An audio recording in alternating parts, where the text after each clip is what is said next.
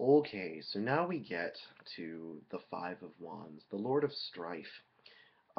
This card, of course, with all the fives, we immediately get the backlash to whatever the four put into place. The four is all about benevolence, goodness, and the five is all about not those things. The five is all about disruption of that pretty little package that the four tries to make. Um, it's all about some sort of disruptive energy coming in to get that latent energy of the four moving. The four is a lot like Keter in that it is simply there. It isn't necessarily moving. It isn't necessarily doing anything productive. It's simply there. And the fact that it is self-sustaining and just sort of continues and perpetuates its existence is why I think it is associated with mercy and this good idea of God as the preserver. But the five shows us that God is also the destroyer, and that we cannot really get a complete idea of God until we consider God from his um, from his role as judge of the world or whatever, as the enforcer and the destroyer. And this, of course, is on the feminine pillar, which is interesting to a lot of people.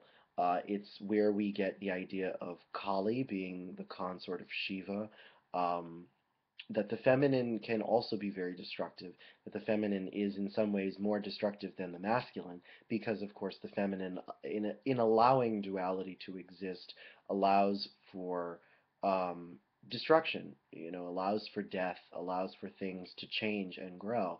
But these capacities to change and grow are absolutely natural and absolutely necessary to maintaining creation. That this doesn't make the feminine lesser or make it evil by any means. That in fact this is sort of how things are saved, how things are redeemed, how life itself is allowed to perpetuate itself. And is allowed to grow and change into something new. We don't live the same life over and over again. History has shown us that things change. Evolution has shown us that species change. And all of this is governed by the five.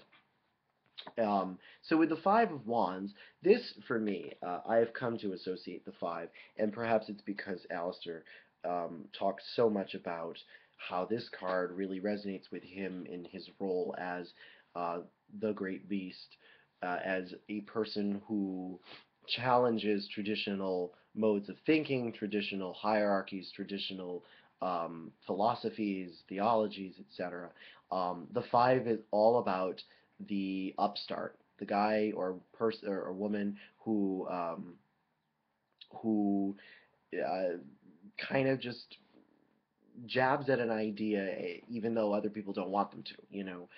They disturb the peace for the purpose of pushing things and getting things going. The energy of this card is Saturn and Leo, which is interesting because Saturn is such a heavy energy and it's such a dense, just a dense, heavy, cold, dry energy. And Leo is not that. Leo is very fiery, of course, and very bright and very optimistic and just very bold and big and generous and warm. And excuse me, I did think I did mention in the first video I was sick, so I apologize. Um, so these two energies do not, in my opinion, do not necessarily really get along. But in this case, we are seeing that they are acting together, that this card really represents Leo acting in a Saturnine way, a powerful leader type figure, someone with a big a big ego, so to speak, enforcing their energy, their might upon others, basically, and causing disruption. Hence, it is the Lord of Strife. And again, I didn't finish my thought, but because this card, I think Crowley used to associate with himself as the beast. I tend to see this card, to continue our Genesis analogy, as when Satan rebels against God. This is the moment when, yes, creation has happened, creation is beautiful in the four, creation is wonderful, but it isn't until someone actually rebels and actually uh, tries to enforce their will upon the situation that you actually get motion, that you actually get the possibilities that are latent in the four, kind of like the four is a box. Until the energy of the five breaks up that energy of the four, you can't really get anything that's all that good or productive or healthy, um, which is of course manifested in the six. So yeah, the Five of Swords is pretty self-explanatory. We have the different kinds of wands on this card, and I forget which grades they're associated with. But all we really need to know is that the four wands in the background are of a lesser status than the big central wand. So again, this is someone with a lot of power. This is someone with a lot of um, someone who takes charge and sort of kind of bosses people around, but also just goads people into moving, into doing something different, and it's not necessarily well received, but it is not necessarily a bad thing either. It's a card that divinatorily I associate a lot with competition. Um, Having to butt heads with people, but not in a way that is like the sword suit where it becomes ugly and it becomes violent, but it's productive. It's something that is really necessary and really healthy. It does.